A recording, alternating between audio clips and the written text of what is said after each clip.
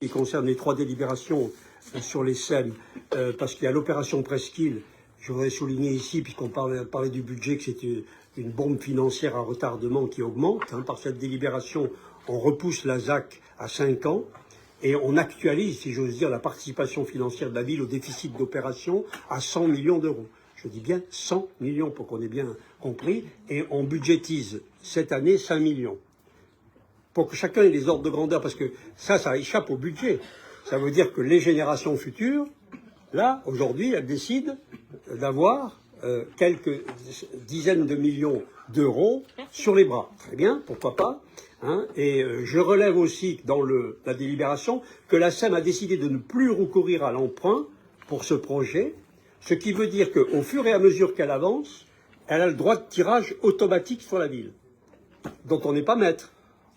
Elle avance et il faudra mettre sur le budget de la ville. Je fais remarquer tout ça parce que ça aura des conséquences. Alors sur le fond, l'aménagement de la presqu'île, je dois rappeler ici qu'un membre du GIEC a dit publiquement ce qu'il fallait en penser du point de vue de la lutte contre le réchauffement climatique. Il a jugé aberrant les édifices construits sur le bitume avec une mauvaise circulation de l'air et a estimé que dans une ville comme Grenoble, qui est une cuvette, cet aménagement était une faute. Moi, j'ai jamais compris que chez ceux pour qui le GIEC est une Bible, cela n'ait donné lieu à aucune réflexion.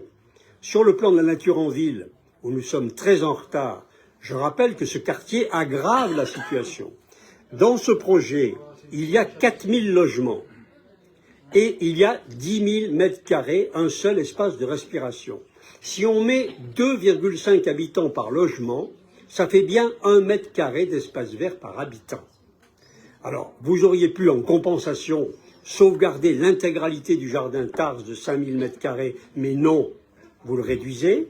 Et donc, je rappelle que dans ce quartier, c'est la seule logique financière qui vous guide et qui guide la SEM. Pourquoi ? La SEM, je la comprends, elle veut limiter son déficit d'opération. Donc il faut qu'elle fasse du foncier partout où elle peut. Elle cherche à vendre le maximum de droits à construire en bétonnant le moindre espace existant.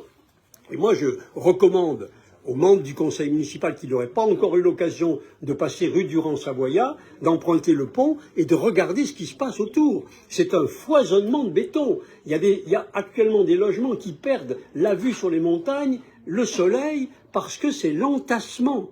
Et il reste encore un petit îlot au droit de la rue Durand-Savoya, entre la rue Durand-Savoya et le Clos des Fleurs. On me dit qu'il va être aussi urbanisé. Je crois que vraiment, là, vous allez trop loin et je pense que c'est trop fort. Il y a aussi un autre aspect que je voudrais évoquer, c'est le bilan du pavillon de la mobilité.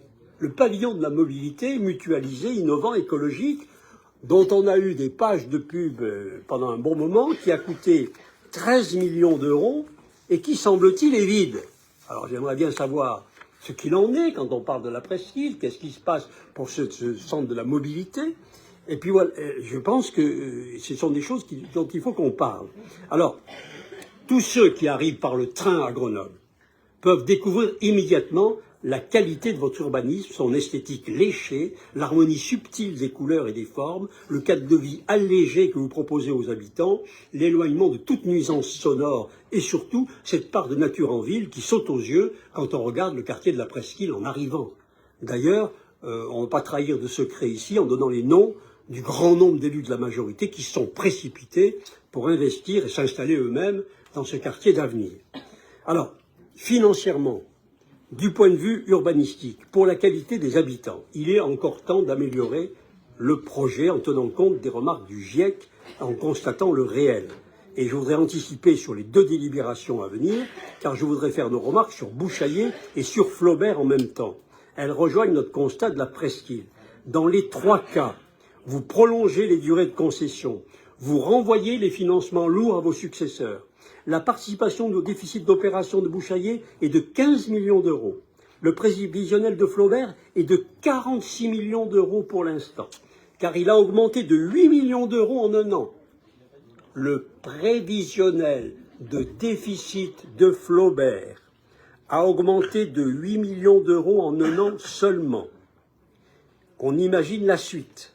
Et sur ces 46 millions d'euros de déficit prévisionnel, nous verserons 3 millions d'euros en 2024. Flaubert, c'est 2000 logements, dont 50% de logements sociaux, au sud de la ville, qui connaît déjà les difficultés de Villeneuve, du village olympique, de Vigny-Musset. Nous l'avons exprimé à plusieurs reprises. Les difficultés du vivre ensemble avec les premiers immeubles démontrent que nous avions raison. Et dans le cas de Flaubert, qui est à son début, enfin, qui est avancé, mais qui n'est pas du tout achevé comme autant que la presqu'île, il est encore temps de corriger. Et vous pouvez rééquilibrer socialement pour éviter un nouveau quartier en difficulté et pour éviter de spolier à nouveau la classe moyenne qui va acquérir dans ces quartiers. Il est encore temps. Donc voilà, pour ces 3 délibérations qui viennent, je vous fais ces remarques à nouveau, sachant que, bon, vous ne souhaitez pas les entendre, sachant que vous ne voulez pas en tenir compte, mais pour nous, vraiment, elles représentent ce que nous pensons de la réalité de ces quartiers que vous aménagez.